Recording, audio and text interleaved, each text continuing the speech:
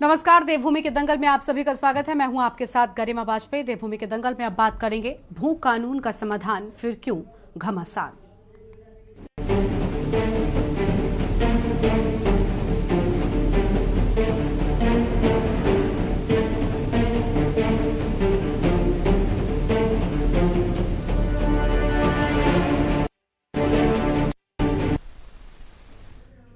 उत्तराखंड की धामी सरकार जल्द ही सशक्त भू कानून लागू करने जा रही है। राज्य के मुख्यमंत्री पुष्कर सिंह धामी ने खुद इसका ऐलान किया है और मुख्यमंत्री ने कहा कि राज्य सरकार भू कानून एवं मूल निवास के मुद्दे को लेकर संवेदनशील है। अगले बजट सत्र में उत्तराखंड की भौगोलिक परिस्थितियों के अनुरूप एक वृहद भू कानून लाएंगे। मुख्य सचिव की अध्यक्षता वाली प्रारूप कमेटी इस पर काम कर रही है। बता दें कि उत्तराखंड में सख्त भू कानून लागू किए जाने की मांग की जा रही है और इसके लिए मूल निवास भू कानून समन्वय संघर्ष समिति ने 29 सितंबर को ऋषिकेश में विशाल स्वाभिमान महारैली निकालने का फैसला भी लिया है। तो वहीं समिति के संयोजक मोहित डमरी का आरोप है कि जब भी भू कानून मूल निवास को लेकर आंदोलन होने वाला होता है, ठीक उससे पहले सरकार इस पर बयान देकर आंदोलन को कमजोर करने की साजिश कर रही है। वहीं कांग्रेस ने भाजपा पर राज्य के भू कानून को कमजोर करने का आरोप लगाया है। कांग्रेस ने पूर्ववर्ती तिवारी सरकार के भू कानून को लागू करने की मांग की है। इसलिए आज हम कह रहे हैं कि जब भू कानून का समाधान तो भला क्यों घमासान। आज ऐसे मुद्दे पर करेंगे चर्चा और खास मेहमानों का पैनल हमारे साथ में जुड़ेगा, लेकिन उससे पहले एक नजर डालिए आज की इस खास रिपोर्ट पर।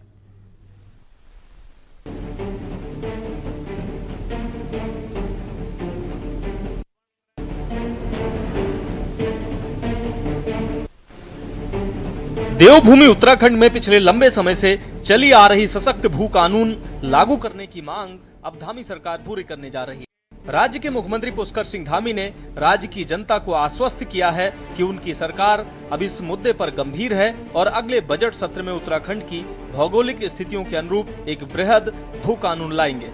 मुख्य सचिव की अध्यक्षता वाली प्रारूप कमेटी इस पर काम कर रही है।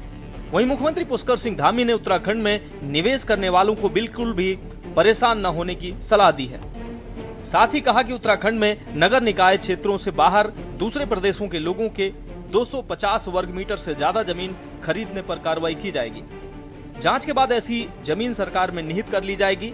वहीं सीएम धामी के इस ऐलान के बाद विपक्ष ने सवाल खड़े करने शुरू कर दिए हैं। आपको बता दें कि उत्तराखंड में सख्त भू कानून लागू किए जाने की मांग की जा रही है। इसके लिए मूल निवास भू कानून समन्वय संघर्ष समिति ने 29 सितंबर को ऋषिकेश में विशाल स्वाभिमान महारैली का फैसला लिया है। वहीं समिति के संयोजक मोहित डिमरी का आरोप है कि जब भी भू कानून मूल निवास को लेकर आंदोलन होने वाला होता है, ठीक उससे पहले सरकार इस पर बयान देकर आंदोलन को कमजोर करने की साजिश कर रही है।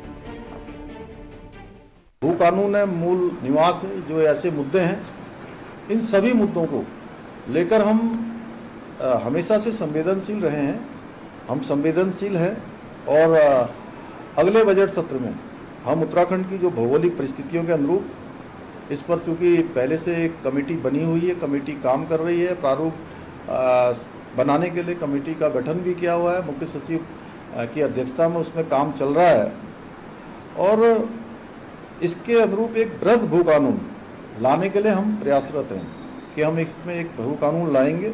और जिस प्रकार मार्च 2021 से अब तक लंबे समय से चले आ रहे अनेक मामले ऐसे थे और जिन मामलों पर फैसले नहीं हो पा रहे थे, उन सभी मामलों पर हमने फैसले भी लिए हैं। चुनौतीपूर्ण मामले रहे हों, उनका भी निस्तारण किया है, हमारी ही सरकार ने किया है।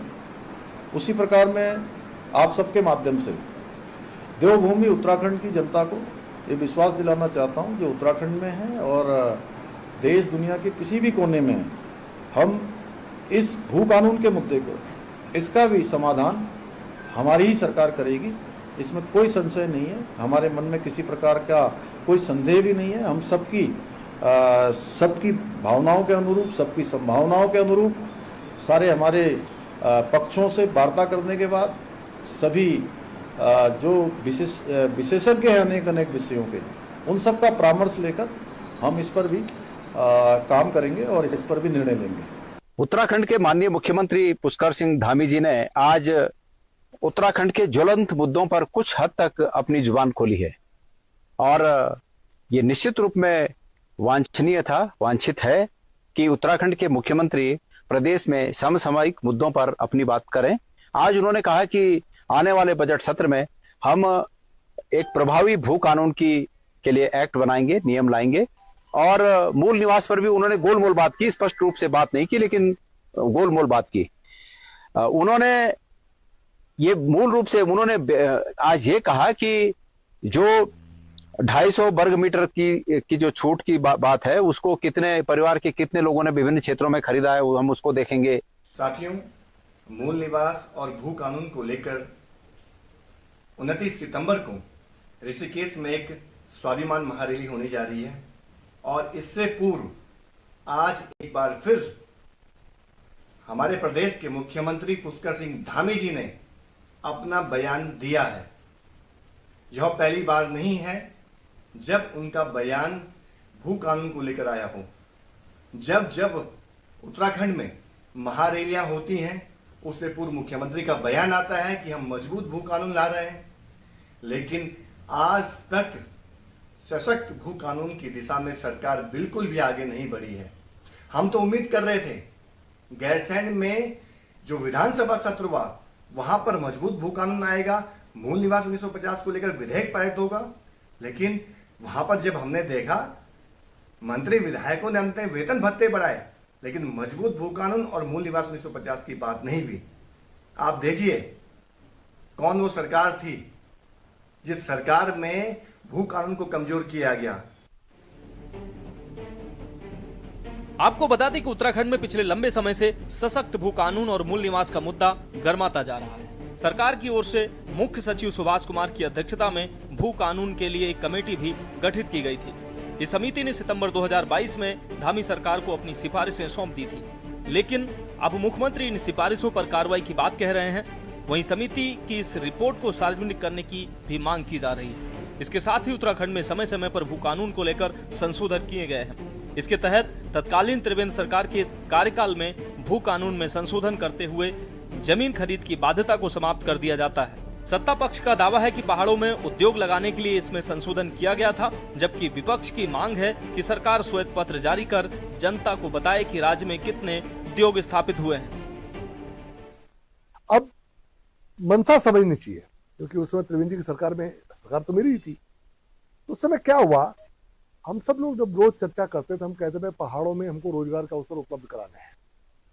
तो पहाड़ों में अगर हमको उद्योग ले जाने हैं, पहाड़ों में हमको वेलनेस सेंटर्स ले जाने हैं, पहाड़ों में हमको सोलर पावर प्लांट लगाने हैं, पहाड़ों में हमको फूड प्रोसेसिंग यूनिटें लगानी, ये सब चीज़ें लोगों के जहन में भी रहती हैं कि पहाड़ का जब औद्योगिकरण होगा तो वहाँ रोजगार के अवसर बढ़ेंगे और वहाँ के लोगों को रोजगार मिलेगा। ये हमारा एक दृष्टिकोण रहता है। तो त्रिवेंद्र जी के समय जब एक समिट हुआ, यहाँ पर इन्वेस्टर समिट हुआ, तो उसमें ये विषय आया कि आखिर पहाड़ों में हम कैसे करके उद्योग लगाएं।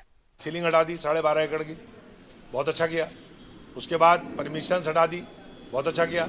उसके बाद जो जिस प्रयोजन के लिए खरीद रहे हो इंडस्ट्री लगाने के लिए और बना रहे हो अयाशी गड्ढा, बना रहे हो स्विमिंग पूल, बना रहे हो रिसोर्ट, बना रहे हो बड़े बड़े फार्म हाउस, तो ये बहुत अच्छा किया त्रिवेंद्र सिंह रावत जी ने, बहुत बड़ा इन्वेस्टर। त्रिवेंद्र सिंह रावत जी हमें जरा बतावें, 2,25,000 करोड़ रुपया इन्वेस्टमेंट आएगा ऐसा उन्होंने कहा, बताएं मुझे, और धामी जी भी बताएं, उन्होंने भी इन्वेस्टर समिट करा, दोनों बताएं कि इन्वेस्टर समिट के बाद कितना कितना इन्वेस्टमेंट इस राज्य में आया, कौन कौन सी इंडस्ट्री, कौन कौन से उद्योग इस राज्य में आए, कितना रोजगार सृजन हुआ, बता दें, श्वेत पत्र जारी कर दें इसमें। कुल मिलाकर राज्य के मुख्यमंत्री पुष्कर सिंह धामी ने बड़ी घोषणा करते हुए सशक्त भू कानून लागू करने का दावा किया है। साथ ही अगले बजट सत्र में उत्तराखंड की भौगोलिक परिस्थितियों के अनुरूप एक बृहद भू कानून लाने का भी दावा किया है। अब देखना होगा कि मुख्यमंत्री पुष्कर सिंह धामी अपने वादे को कब तक पूरा करते हैं। Uttarakhand desk report.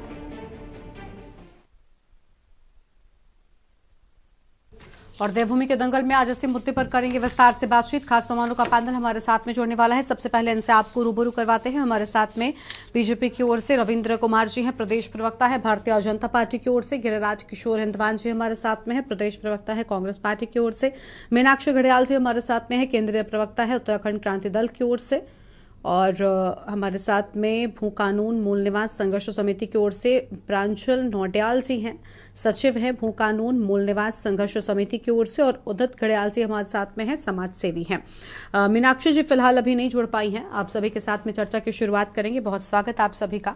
शुरुआत करेंगे रविंद्र कुमार जी के साथ में। रविंद्र जी, बीजेपी पर लगातार भू कानून के साथ खिलवाड़ करने के आरोप कांग्रेस पार्टी की ओर से लगाए जा रहे हैं। हालांकि मुद्दा पूरी तरीके से हल तो नहीं हुआ, समस्या का समाधान नहीं हुआ, लेकिन बावजूद इसके बीजेपी कह रही है कि हम उस पर काम कर रहे हैं। तो विपक्ष को आखिर अंदेशा क्यों नजर आ रहा है?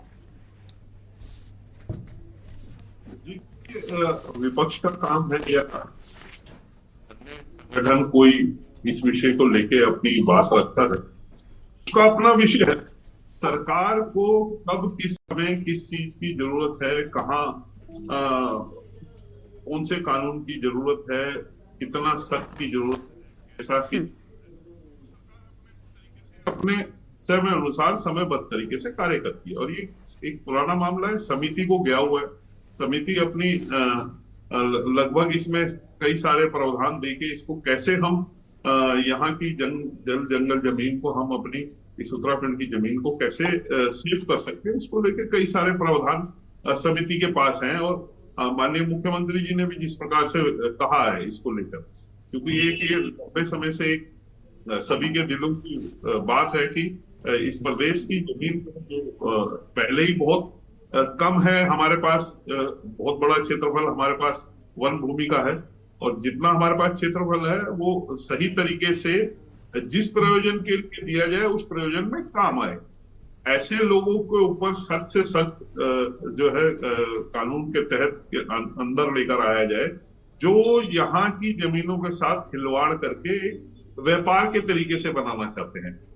जमीन अगर कोई ऐसा इंडस्ट्रीज जो यहाँ कोई इंडस्ट्री लगाना चाहता है, कोई फूड प्रोसेसिंग लगाना चाहता है, कोई वेलनेस के लिए लेकर आना चाहता है, जिस प्रकार से बजट में उत्तराखंड में लेके जो है कॉलेजेस, नर्सिंग कॉलेजेस को लेकर बात आई थी, तो ये अगर इस तरीके के अगर कोई ऐसी इंडस्ट्री को यहाँ के बच्चों के को स्किल करने के लिए उनको और अधिक हुनरमंद करने के लिए अगर कोई आता है तो उसका स्वागत है। अगर किसी और प्रयोजन से लेके अगर कोई करता है तो उसका बख्शा नहीं जाएगा। और इसका उदाहरण हजारों एकड़ भूमि जिस प्रकार से अभी माननीय मुख्यमंत्री के नेतृत्व में जब से धामी जी मुख्यमंत्री बने, ये मुक्त कराई है।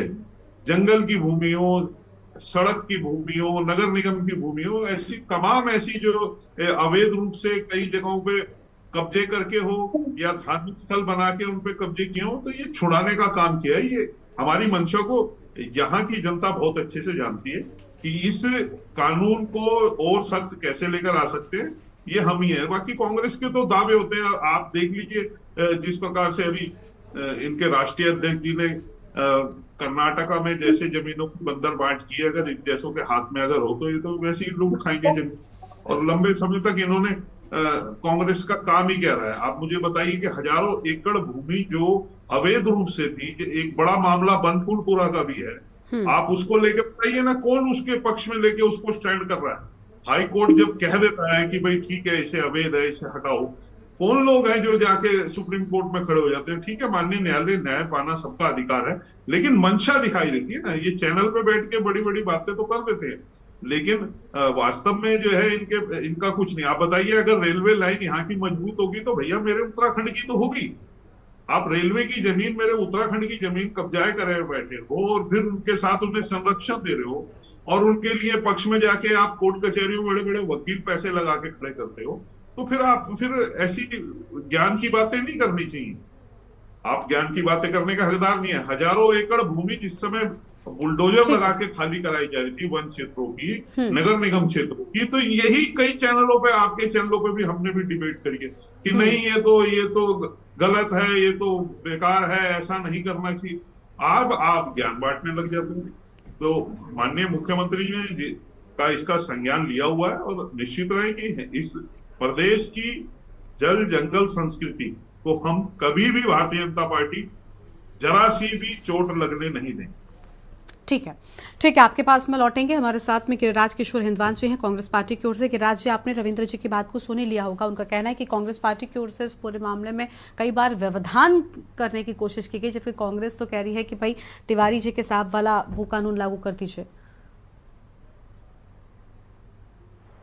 अरे गरिमा जी, मैं जब भाजपा के प्रवक्ता गणों के स्पष्टीकरण सुनता हूं, इनके जब क्लेरिफिकेशन सुनता हूं, अभी भी रविंद्र जी को जो सुन रहा था मैं, गरिमा जी उल्टा चोर कोतवाल को डांटे। आज भू कानून पे जो डिबेट में डिस्कशन चल रहा है,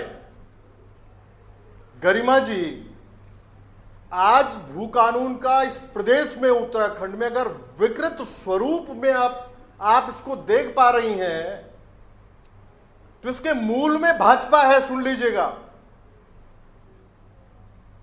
2002 में माननीय एनडी तिवारी, नारायण दत्त तिवारी मुखिया होते हैं इस प्रदेश के, जिन्होंने वाकई इंफ्रा दिया इस प्रदेश को। वो जो काल था 2 से और 7 का, मैं उसको रीढ़ मानता हूं उत्तराखंड के लिए। समूचा सिडकुल दिया उन्होंने, फार्मास्यूटिकल कंपनियां दी। अब गरिमा जी, जो विकृत स्वरूप में बता रहा हूं जिसमें लेके आई भाजपा भू कानून को लेके, 2002 में एनडी तिवारी साहब ने धारा 154 के अंतर्गत जो प्रावधान किया, जो भी जमीन बाहरी व्यक्ति के द्वारा अन्य प्रदेशों के किसी नागरिक के द्वारा अगर ली जाती है उत्तराखंड में, तो 500 स्क्वायर मीटर वो ले सकता है। अगर वो किसी प्रयोजन में, कोई इंडस्ट्री के लिए या कोई हॉस्पिटैलिटी के लिए किसी क्षेत्र में प्रयोजन, उसको मेंशन करना पड़ेगा। तो वो 12.5 एकड़ तक जमीन वो खरीद सकता था, अपनी इंटेंशन को साफ करते हुए, रखते हुए कागजों में वो 12.5 एकड़ तक खरीद सकता था। 2007 में भाजपा काबिज हुई, भुवनचंद खंडूड़ी मुखिया बने प्रदेश के, वो 250 स्क्वायर मीटर पे ले आए। जो 500 मीटर एनडी तिवारी साहब के टाइम पे था, वो 250 मीटर पे लाए, स्क्वायर मीटर पे ले आए कि आप जमीन ले सकते हैं, लेकिन 250 स्क्वायर मीटर लेंगे। कांग्रेस पार्टी ने कुछ नहीं बोला। 12.5 एकड़ जो है वो भी विद्यमान था। अब 2017 में माननीय त्रिवेंद्र रावत जी मुख्यमंत्री बनते हैं, मुखिया बनते हैं प्रदेश के, और ये लोग जो 12.5 एकड़ जो खरीदी जाती थी बाहरी व्यक्ति के द्वारा जमीन, इंडस्ट्रियल पॉइंट ऑफ व्यू से या और भी अन्य जो है, जो प्रयोजन जो बताया मैंने उसको मेंशन करना होता था, उसमें वो जो लिमिट थी उसको खत्म करके अनलिमिटेड इन्होंने कर दिया। और इन्होंने डीएम को बोला कि डिस्ट्रिक्ट मजिस्ट्रेट इसमें परमिशन करेंगे, आप कितनी भी जमीन ले सकते हो। उसमें प्रयोजन भी जो था इस पीरियड का, आप देखिएगा, जो भी जमीनें खरीदी गई गरिमा जी, उसमें प्रयोजन जो था वो रिजॉर्ट चल रहे हैं। और वाकई जो आज हमारी लीडरशिप, टॉप लीडरशिप कह रही है कि जो मेंशन होता था उसमें, उस प्रयोजन में वो जमीन नहीं ली जा सकती, ली जाती थी। कि वाकई अगर फोकस जो है, अगर सरकार कह रही थी कि नहीं साहब, बेरोजगारी दूर होगी, इंडस्ट्रियल ग्रोथ बढ़ेगी पहाड़ी क्षेत्र में, पर्वतीय क्षेत्र में, ये केवल स्पीचेज इनकी तरफ से होती है, भाषण गरिमा जी ये देते हैं। और आज अगर कांग्रेस पार्टी अगर वाकई इस मुद्दे पे मुखर होकर सामने आई है और वाकई अगर इस बात को रख रही है भाजपा के सामने कि आप लोग 2017 में जब काबिज हुए थे, उसके बाद अभी तक का जो डेटाज आपके पास है, आंकड़े हैं कि आपने वाकई जो अनलिमिटेड आपने जमीनें दी हैं लोगों को, किसी ने फार्म हाउस के लिए यूज कर दिया, इंडस्ट्रीज दिखाई, माइक्रो इंडस्ट्री लगानी है, इंडस्ट्री दिखानी है, लगानी है, और बना दिया फार्म हाउस। ये कुछ नहीं बोले क्योंकि इनकी संलिप्तता है ये मूल में भ्रष्टतम सरकार इनकी रही है। आपको बताऊं मैं, भ्रष्टाचार में लिप्त सरकार है, उसके प्रूफ है आज शख्स है, प्रमाण है। आपको बताऊं मैं, और कांग्रेस पार्टी ये चाहती है, ये अपनी तरफ से एक मांग कांग्रेस पार्टी करण महाराज जी के नेतृत्व में कर रही, जो हमारी यशस्वी प्रेसिडेंट है, कि ये लोग श्वेत पत्र लेके आए कि जो 17 के बाद जो जमीनें जो दी गई हैं लोगों को, उस पर एक श्वेत पत्र जारी करें। और हम लोगों के कार्यकाल का जो 207 का पीरियड था एनडी तिवारी साहब का, जिन्होंने वाकई एक भू कानून देने का जो काम किया था, और उस समय जो वाकई जो स्थितियां बनाई थी उन्होंने, बड़ी मजबूती की तरफ पूरा उत्तराखंड गया था। आप उस समय भी श्वेत पत्र उस समय का भी जारी करना चाहे कर सकते हैं, 12 और 17 के बीच का भी कर सकते हैं। लेकिन इस पीरियड में जो आप लोगों ने जो किया है, जो कृत्य किया, उस कृत्य का वाकई कांग्रेस पार्टी आपके सामने जो है, भाजपा के सामने बात रख रही है कि श्वेत पत्र जारी करें, तब तक छोड़ेंगे नहीं आप लोगों को हम। ठीक है, अब इस पर रविंद्र जी से हम जवाब लेंगे कि भला आखिर कांग्रेस के इस हमले पर उनका क्या कहना है। बाकी मेहमानों की भी प्रतिक्रिया हम जानेंगे, लेकिन उससे पहले देवभूमि के दंगल में एक छोटे से ब्रेक के लिए आप रुकते हैं, जल्द लौटेंगे।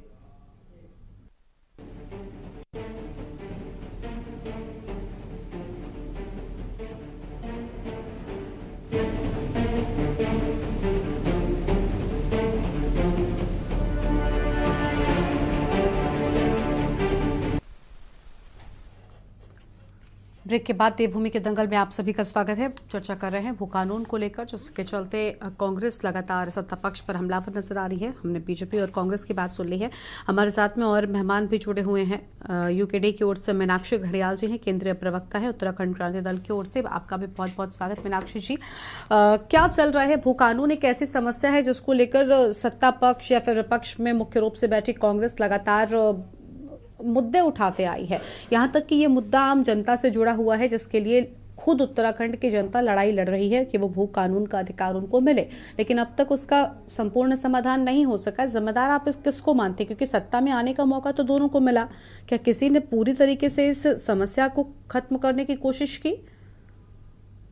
देखिए गरिमा जी, आपने खुद ही बोल दिया कि दोनों ही पार्टियां सत्ता में थी, और मुझे लगता है कि इस राज्य को बने हुए 24 वर्ष हो गए हैं।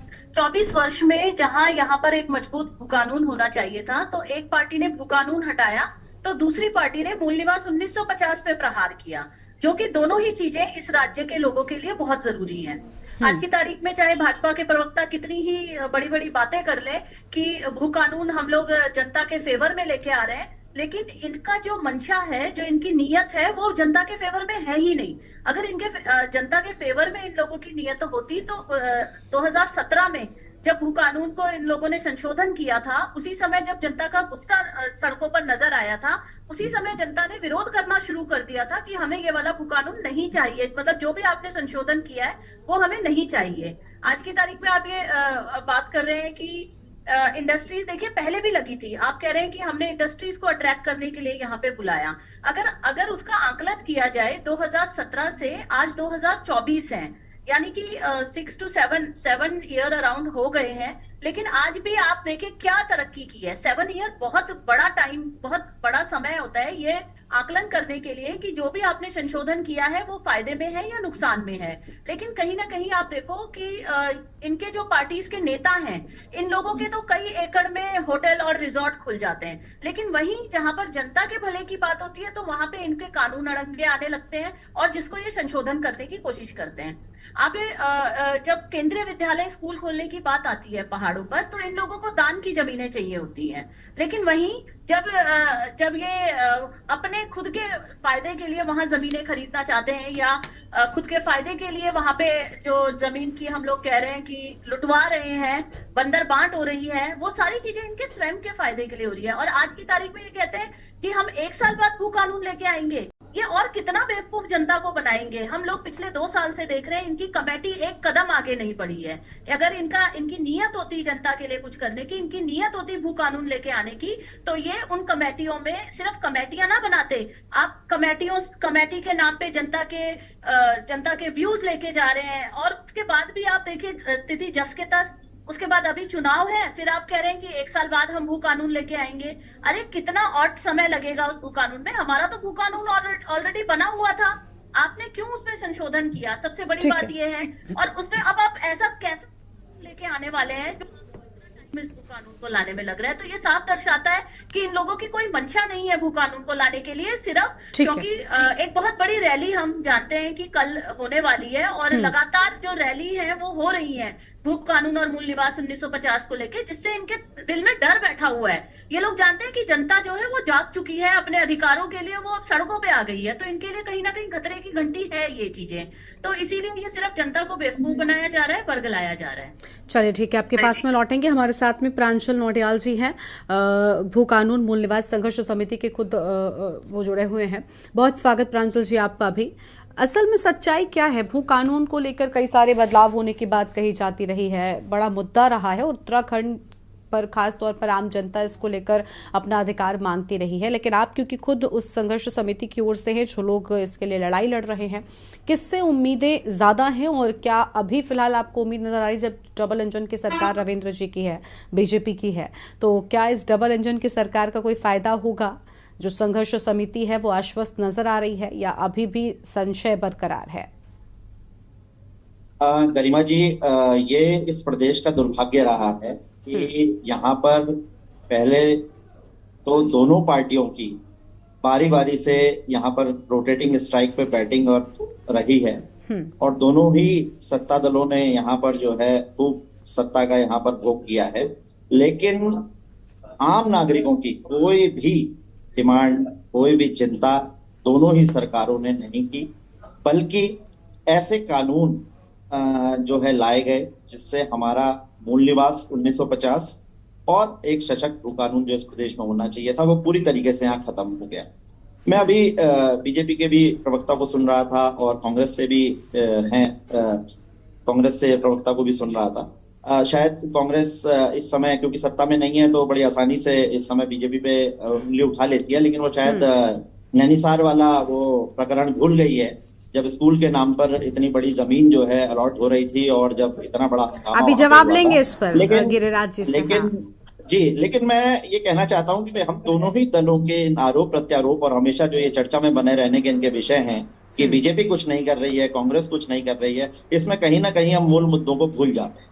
देखिए, सबसे इम्पोर्टेंट चीज है कि जब 1964 में भूमि बंदोबस्त हुआ था तो वो 40 सालाना बंदोबस्त था, यानी जब राज्य बना था 2000 में तो ये भूमि बंदोबस्त हो जाना चाहिए था। अभी हमारे पास वो आंकड़े, वो रिकॉर्ड्स ही नहीं है कि एक्चुअल में हमारे पास मोटा मोटा एक चीज तो हम लगाते हैं, लेकिन एक्चुअल में भूमि कितनी है, वन की भूमि कितनी है, प्राइवेट लैंड कितनी है, हम पर कमर्शियल लैंड कितनी है, कितनों में हम जो है एक भू कानून की बात कर रहे हैं, ग्राम सभाओं के पास कितनी जमीनें हैं, ये सबका कोई साफ आंकड़ा नहीं है। तो पहले तो भूमि बंदोबस्ती नहीं हुआ है, जो 20 साल हो गए, जो 20 साल पहले हो जाना चाहिए था वही नहीं हुआ है, और बारी बारी से सरकारें आई और किसी ना किसी रूप में इन भू कानूनों को कमजोर करने का इन्होंने काम किया है।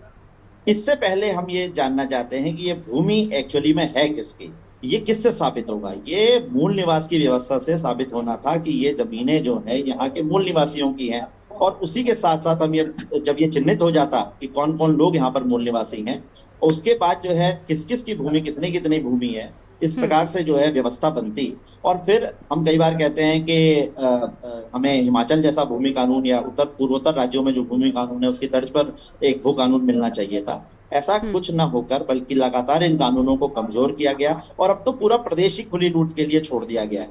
और जब जब हमने देखा है कि जनता सड़कों पर उतरती है मूल निवास के लिए, सशक्त भू कानून के लिए, तब तब हम देखते हैं कि हमारे जनप्रतिनिधि सत्ता में बैठे हुए हमारे जितने मंत्री हैं, मुख्यमंत्री जी हैं, इनकी अचानक नींद टूटती है और वो कुछ ना कुछ जो है वक्तव्य इस पे देने की कोशिश करते हैं कि हम जल्दी ला रहे हैं, हम जल्द से जल्द इसको कर रहे हैं।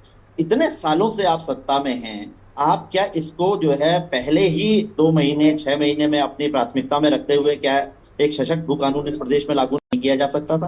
क्या जो है मूल निवास की व्यवस्था जो इसमें बार बार जो है खत्म करी गई इस प्रदेश से, क्या वो जो है यहाँ पर सुचारू रूप से नहीं चलाई जा सकती थी?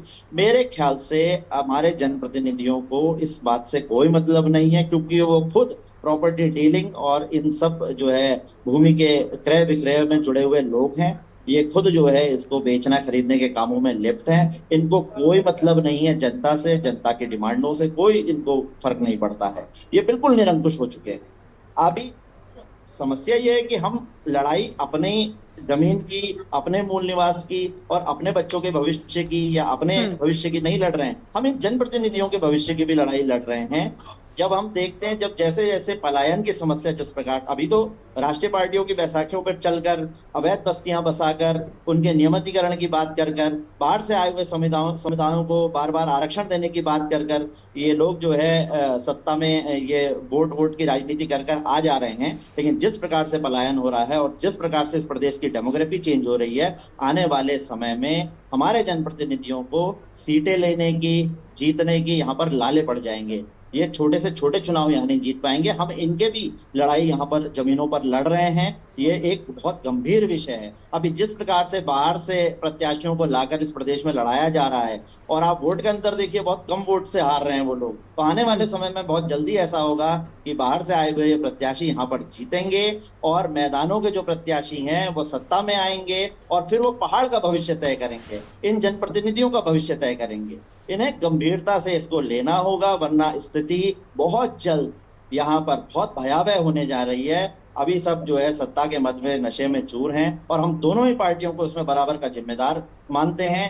मूल निवास की व्यवस्था जो है, स्थायी निवास की व्यवस्था जो है, प्रथम मनोनीत गवर्नमेंट जो भाजपा की बनी थी उसमें जो है ये स्थायी निवास की व्यवस्था वहां शुरू हुई थी और 2012 में तत्कालीन कांग्रेस गवर्नमेंट में पूरी तरीके से मूल निवास की व्यवस्था समाप्त कर दी गई। 2018 में जो है भूमि कानून इस तरीके से लचर कर दिया गया, कोई भी जमीन, किसी की भी जमीन कहीं से भी ली जा सकती है, 143 में कमर्शियल में कन्वर्ट करी जा सकती है, उसका जैसा चाहिए आप उपयोग कर सकते हैं। और जब जनता सड़कों पे उतरती है तो अचानक इनकी नींद टूटती है। कल अचानक इनको होश आया कि हम तो एक सशक्त भू कानून लाने की तैयारी कर रहे हैं। सुभाष कुमार जी की अध्यक्षता में जो है कमेटी बनी थी, कहाँ है उसकी रिपोर्ट? ये सार्वजनिक मंच पे होनी चाहिए।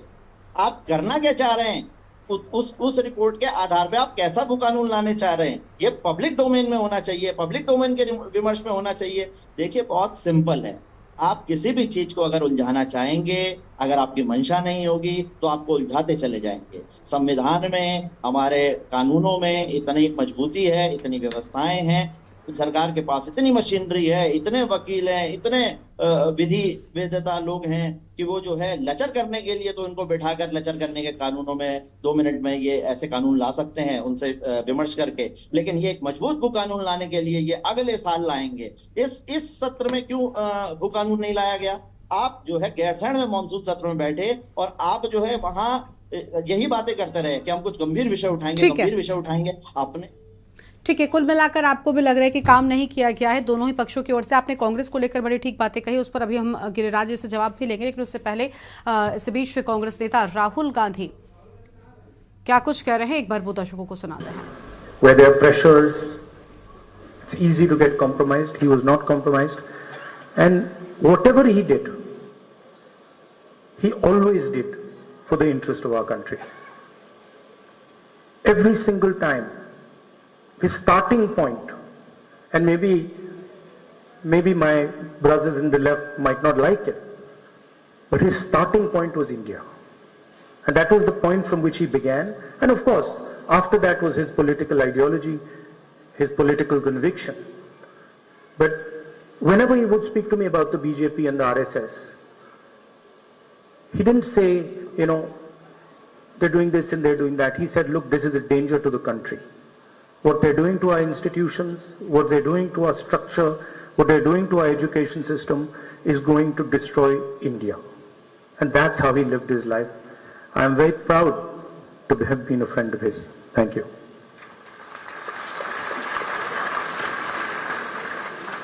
अब मैं भारतीय केमिस्ट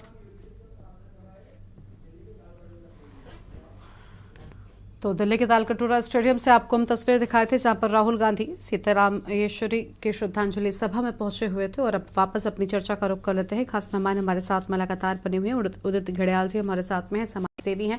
बहुत स्वागत सर आपका भी। उदित जी, चर्चा को आप सुन रहे हैं कि किस तरीके से यहाँ पर चीजें निकलकर सामने आ रही है। एक तरफ मुख्य जो दल है कांग्रेस और बीजेपी, वो अलग अलग बातें कर रहे हैं, लेकिन सबसे अहम बातें प्रांजल जी की अभी आपने सुनी होंगी। खुद ये संघर्ष समिति की ओर से लंबे वक्त से लड़ाई लड़ रहे हैं और आप भी समाज सेवी, आम जनता के लिहाज से अगर इस मुद्दे पर हम देखें तो सरकारों ने कितना काम किया, क्या वाकई में काम हुआ है?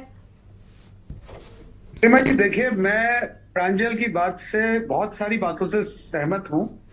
लेकिन आप हम मूल पे जाते हैं, जो मूल कोई समझ नहीं रहा। मूल ये था, वो बीजेपी भी नहीं समझी, वो कांग्रेस भी नहीं समझा, और सबसे बड़ी परेशानी थी कि उस वक्त के जो दल थे, यूकेडी या क्षेत्रीय दल, वो भी नहीं समझे। हमने मूल परिकल्पना थी पहाड़ की, एक पहाड़ी राज्य की, ठीक।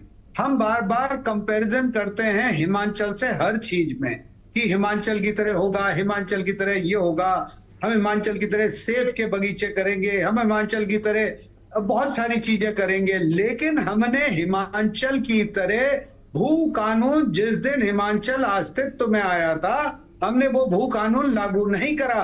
हिमाचल में अभी कुछ वर्ष पहले खुला है, हिमाचल में कोई भी भूमि, चाहे वो शहर हो चाहे वो ग्रामीण हो, वहां कोई नहीं खरीद सकता था। हमारे यहाँ पहले दिन ही तिवारी जी ने 500 मीटर कर दिया, इंडस्ट्री के लिए 12 एकड़ कर दी। अरे वो तो इंडस्ट्रियल एरिया में होना चाहिए था, पहाड़ में क्या मतलब था? हिमाचल में पता करिए कब खुला। दूसरा, जब भी कोई, इन्होंने जब खोला 2005 के बाद से हिमाचल ने, तो उन्होंने ये रखा कि अगर ये कहीं शहरी इलाके में कोई बिल्डर आके बनाना चाहता है तो वो कोलैबोरेट करेगा उस मालिक, जमीन मालिक के साथ, ऑल आउट नहीं बेचेगा। फिर उन्होंने 10 साल बाद, एक और 7-8 साल बाद एक और कमेटी बैठी, उसने विचार करा कि अब और प्रोग्रेस करना चाहिए, तो उन्होंने कहा कि बिल्डर कोई आएगा, वो गांव वाले से एग्रीमेंट करेगा, फिर एक अपना एनओसी लेगा और उसकी सीमा 2 साल की होगी। अगर 2 साल में उसने नहीं बनाया तो वो वापस उसी के पास चली जाएगी जिसका मालिकाना हक था। हमारे यहाँ क्या हुआ है? हमारे यहाँ पहले वो आए, 500 मीटर कर गए, फिर 250। अरे भाई, परिकल्पना क्या थी? पहाड़ की थी, पहाड़ को बचाना था, पहाड़ के लोग गरीब थे। यशवंत परवार जी ने यही सोचा, यही देखा। उन्होंने जब जिस वक्त अलग हो रहा था हिमाचल, उन्होंने परमाणु के बाद कालका नहीं लिया, कालका भी उन्हीं का हिस्सा होना था, उन्होंने कालका को रिफ्यूज कर दिया। क्यों करा? ये सब सोचे, ये पहाड़ी लोग सोचे, जितने पहाड़ी अभी संघर्ष कर रहे हैं। मेरा आज की डेट में कहना यह है कि अगर आपने पहाड़ को बचाना, देखिए आप भूमि का वो तो भू कानून आप हरिद्वार, देहरादून और उधम सिंह नगर पे तो नहीं लगा सकते, क्योंकि वहां लैंड होल्डिंग बहुत बड़ी बड़ी है, फिर सारी परिस्थितियां बिल्कुल विपरीत है पहाड़ से। लेकिन पहाड़ को अगर भू कानून लगना है, मैं उम्मीद कर रहा हूं वर्तमान में पुष्कर सिंह धामी जी से, क्योंकि वो पहाड़ से जुड़े हुए हैं, युवा नेता है, उस व्यक्ति को अच्छी समझ है पहाड़ की, संपूर्ण बैन लगाना पड़ेगा। अगर हम सोच रहे हैं कि 250 मीटर नगर निकाय के बाहर कर दें और वहां पर खरीद सकते हैं, नगर निगम में कितनी भी आप नगर निकाय क्षेत्र में कितनी भी कर लें, तो वो तो सबसे खतरनाक है। आपने 250 मीटर तो बाहर कर दी, उसके बाद जिस दिन जिस गति से भूमाफिया और कुछ नेता और कुछ अधिकारी मिलके खेल कर रहे हैं, वो किसी की समझ में नहीं आ रहा है पहाड़ में, कि वो निकायों का विस्तार कर रहे हैं। मैंने आपके चैनल में पहले भी बोला था कि वो निकायों का विस्तार कर रहे हैं, और ये सबसे खतरनाक है, क्योंकि कृषि भूमि फिर कहां रह जाएगी? फिर तो वो बद्रीनाथ के पास रह जाएगी, केदारनाथ के पास रह जाएगी।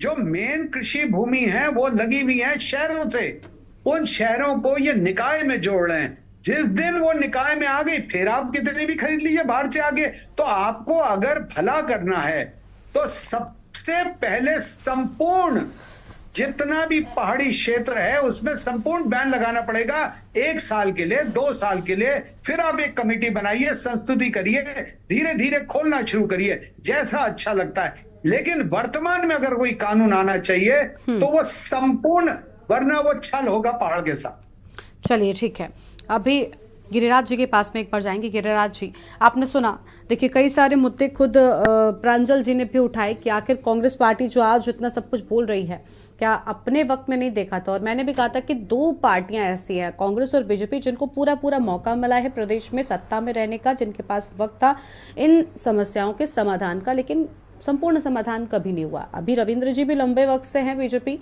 डबल इंजन की सरकार भी है, लेकिन अभी तक उसका कोई समाधान नहीं निकल पाया। यही वजह है कि संघर्ष समिति के लोग हो या आम जनता हो, इस पर सवाल उठाती रहती है। लेकिन कांग्रेस के पास भी मौका था, इसलिए आज किस मुंह से कांग्रेस बीजेपी पर हमलावर होती है इस मुद्दे को लेकर? गिरिराज जी।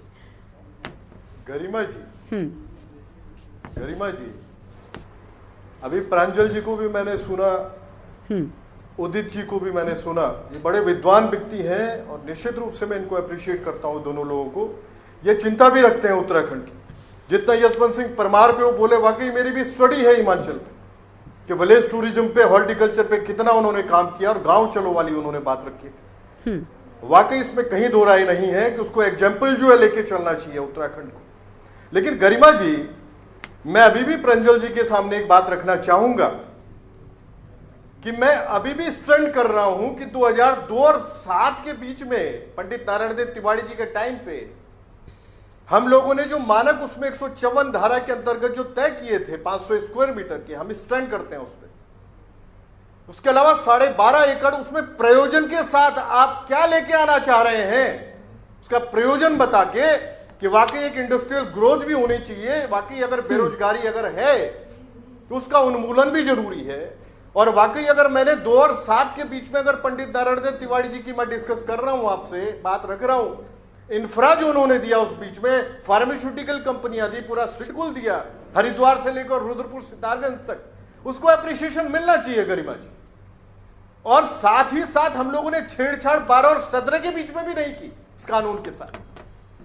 लेकिन भाजपा की जो क्रिएशन, जो कहता हूं मैं आपसे बार बार गरिमा जी, भाजपा जो है, जो उत्तराखंड में शासित है, जो डबल इंजन की सरकार आप बता रहे हैं, ये झूठों की जमात है। सुन लीजिए आप, इनको जन सरोकारों से कुछ लेना देना नहीं है। उत्तराखंड में जो वास कर रहे हैं लोग, अगर भाजपा के कामों पर तो आप बोल रहे हैं, लेकिन इसके पहले आप पर भी सवाल उठाए गए ना। सवाल तो आप पर भी था। ठीक है, भाजपा के लिए रविंद्र जी बैठे हैं।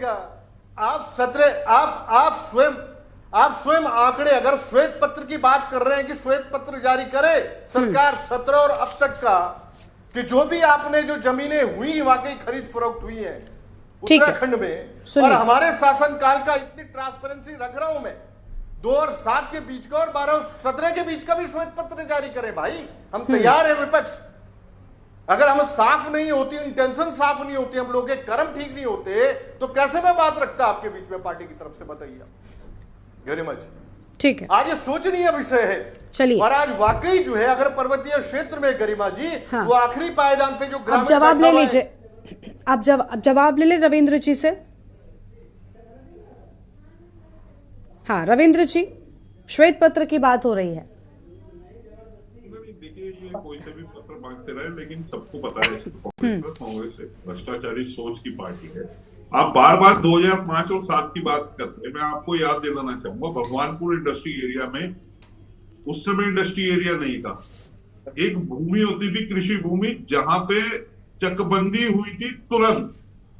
आपके उस दौरान के 2 मंत्रियों ने रातों रात उस एरिया को इंडस्ट्री एरिया घोषित करके लोगों की जमीनें जबरदस्ती ली हैं। आपको पता नहीं है शायद, हमने वो देखा है, वो समय देखा है। आपके 2 मंत्री थे, रातों रात इंडस्ट्री घोषित, 70 रेट 6 गुना 1000 गुना बढ़ा दिया आपने, और उससे बचाने के लिए लोगों से जमीनें खरीदी। दूसरी बात, आप बार बार कहते हैं इंडस्ट्री लेकर आए। तिवारी जी के कार्यकाल में हरिद्वार क्षेत्र में गंगा किनारे एक ऐसी इंडस्ट्री लेकर आना चाहते थे जिसे लेके कलकत्ता तक की भूमि में अगर जरा सा भी उसका केमिकल मिल जाता तो पूरी की पूरी नदी खराब। रविंद्र जी, ये सुनना पड़ेगा आपको। आंदोलन हुआ इन 24 वर्षों में, अगर वाकई वो रीढ़ साबित होता है 2002 से 7 के बीच में।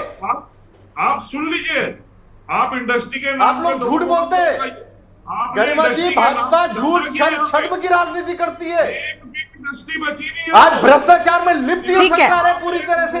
जो फैसिलिटी सब्सिडी की लेनी, क्या स्थितियां इस प्रदेश की बना दी इन्होंने। देखिए रविंद्र जी और गिरिराज जी, अभी बीजेपी और कांग्रेस पर आपस में हमला बोलने का वक्त नहीं है। हम एक मुद्दे पर बात करें, भू कानून पर। जैसे जब मैंने गिरिराज जी से सवाल किया तो वो भी ये दिखा रहे हैं कि भाई भाजपा अपना श्वेत पत्र। गिरिराज जी सुनिए, आपने मैंने जब ठीक है, गलत बोल रहे होंगे। मैं अभी मैंने क्या कहा, भू कानून पर हम बात कर रहे हैं, एक दूसरे पर आप लोग आरोप प्रत्यारोप लगाइए, उतने से काम नहीं चलेगा। भू कानून की बात थी जिस पर आपसे सवाल किया गया, तो आपने भी यही कहा कि बीजेपी को श्वेत पत्र देना चाहिए। आपको क्यों जरूरत है, आप अपना पहले तो क्लियर करिए। प्रांजल जी ने कहा ना कि कांग्रेस के पास मौका था, तब कांग्रेस ने क्या कर दिया, तब तो ऐसा कुछ आपने जवाब नहीं दिया। वही हाल बीजेपी का है। चलिए ठीक है, चर्चा को हमें अपनी यहीं पर रोकना पड़ रहा है। बहुत शुक्रिया आप सभी मेहमानों का हमारे साथ जुड़ने के लिए और अहम बातचीत के लिए। और देखिए, देवभूमि के दंगल में आज हम बात कर रहे थे भू कानून को लेकर, जिसको एक तरफ संघर्ष समितियों की ओर से बड़ा मुद्दा बनाया जा रहा है, लेकिन दूसरी ओर आम जनता भी चाहती है कि भू कानून वापस लौटे और मजबूत कानून के तौर पर उन्हें उनका अधिकार मिले। देवभूमि के दंगल में इतना ही। आप देखते रहिए न्यूज़ इंडिया। नमस्कार।